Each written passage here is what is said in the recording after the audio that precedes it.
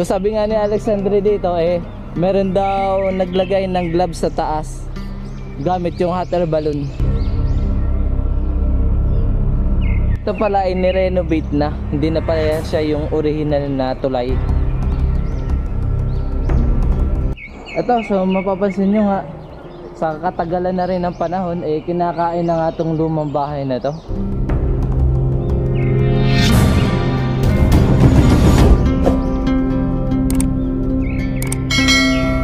Good day mga ka-Road Trip TV. So ngayon ay pupuntahan natin yung dinarayong tourist spot dito sa France na tinatawag nilang La Roche-Perriarendre. Napakahirap banggitin ng lugar na yan. Basta yun yung dinarayo ng mga siklista at mga nagja-jogging, mga nagta-trekking. Ito yung mataas na bato at yung lumang tulay na ginawa nung naka-imbento ng lumang tulay dito sa France. So let's go. So marami tayong kasama ngayon. Si Nabilyakan, si Joshua, Shout out guys. Maynard, watch out. Shout out, shout out. Watch out. Shout out. Saka si Aldrin, watch out. Shout out. Watch out. Alright, let's go guys. So yung travel time natin ngayon ay merong 8.3 kilometers. May travel time na 36 minutes. So may nakita tayong mga Pinoy dito, puntahan natin. Papapashout natin ito mga Kaya mga kasama natin mga Pinoy dito guys. So pa-shout kayo. Okay, kaway. Hello. Hello Philippines. Shout out Batasan Hills QC. Alright, let's go. Let's go. Tara. So dito po sa France, tapos na po yung summer. Papasok na po yung autumn season. So makikita nyo nga yung mga puno dito, nagpupulahan na yung dahon dahil start na ng autumn dito. So maglalagas na yan. Napakalamig na nga po ng panahon dito kasi malapit na po yung winter.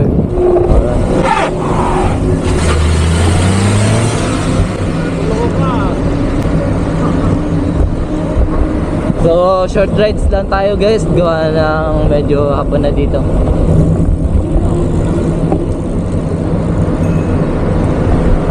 Overtake si Kuya overtake Ano kaya na? panis. Yung bike niya is electric. So uso na kasi dito yung electric dito sa may France, which is napakamahal naman.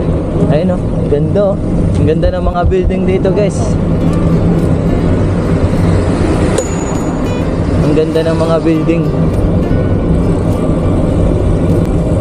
Yeah.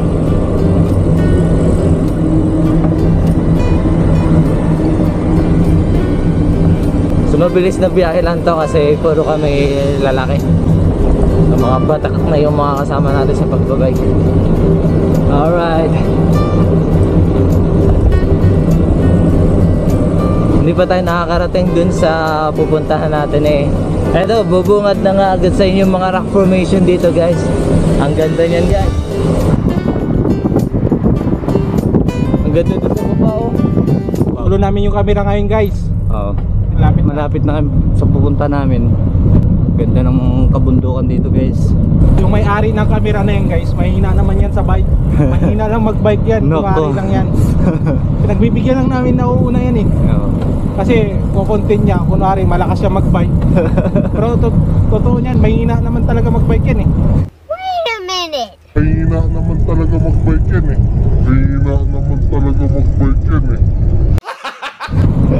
Baka napipilitan ka lang sumama sa amin yan walang libangan sa bahay. Labangin. Pag nagpa-vlog yan guys, tinitiis niya lang yung hingal niyan para di marinig masyado. Pero hapon na. Takot tataboy.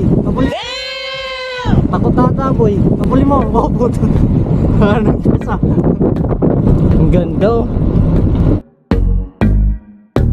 So kita-kita nyo naman na ito talaga inilaan para sa mga siklista. Kaya napakapayapang mag-bike dito. Payapa at safe. So nakakatakot nga lang gawa ng sobrang taas ng mga bangin dito. Ayun Woo! Ish. Ang ganda Ang ganda ng daan. So kahit saan ka mag-bike dito is hindi nakakatakot. Nakakatakutan mo lang dito yung mga mumu. After 36 minutes na travel time makikita na nga na agad natin yung mataas na bato. Ayun o, ang ganda. Eto na siya, touchdown.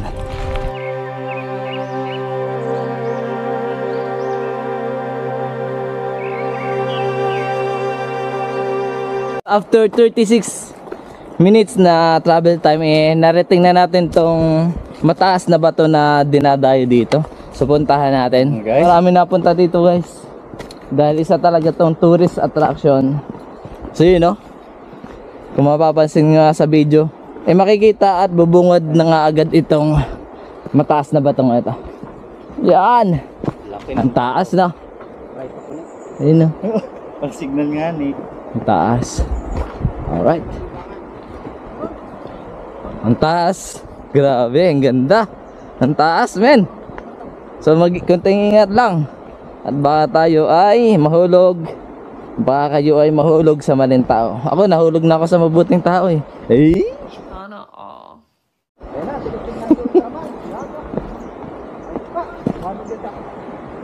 Ang ganda. Ayun no. So dito tayo sa baba kung saan dito nga sa gilid natin matatanaw na natin yung dinarayo dito na mataas na bato. Ayun no. So sabi nga ni Alexandre dito meron daw naglagay ng gloves sa taas gamit yung hot air balloon. So nung pinalipadan ng drone wala naman nakitang gloves. Siguro tagal na yun. Ang La Roche-Périandre ay matatagpuan sa Berners-les-Anonais, France. Ang natural na bato ay may taas na 39 meters na nasa gitna na kaakit-akit na Cannes Valley.